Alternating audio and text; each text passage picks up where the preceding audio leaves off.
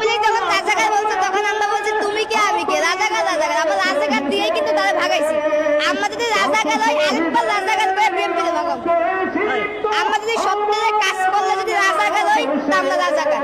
আমরা যদি মিথ্যা বললে যদি রাজাকার হই রাজাকার দরকার নেই। আমরা যদি সত্য কথা বললে হক কথা বললে আমাদেরকে রাজাকার বলে। আচ্ছা আমরা নিয়ে রাজাকার, সত্য কথা বললে যদি রাজাকার হয় তা আমরা রাজাকার। জামাত ক্ষমতায় আসলে কি পরিবর্তন হইতে পারে বলে মনে করো?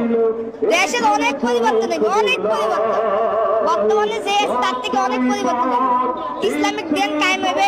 যারা বলে মহিলারা বাইরে যেতে পারবে না, এটা ভুল ধারণা। মহিলাদেরকে স্বাধীনতা দেওয়া হবে, যতটুকু দরকার ততটুকু স্বাধীনতা দেওয়া হবে। অনেক পরিবর্তন হবে। যারা জামাতের বিরুদ্ধে কথা বলতেছে তাদের উদ্দেশ্য কি থাকতে পারে? তারা তো বলবে, কারণ আপনার এটা পলিটিক্সের খেলা। আপনি যখন আরেকজনের দোষ ধরবেন তো ওনার দোষ ধরলে ওনার 10% ভোট আপনি পাবেন, আর উনি যদি আপনার দোষ ধরতে পারে তা আপনি ওনার 10% ভোট পাবেন। এটা পলিটিক্সের খেলা। তোমার জীবনের উদ্দেশ্য কি? একটা সুস্থ দেশ গড়া।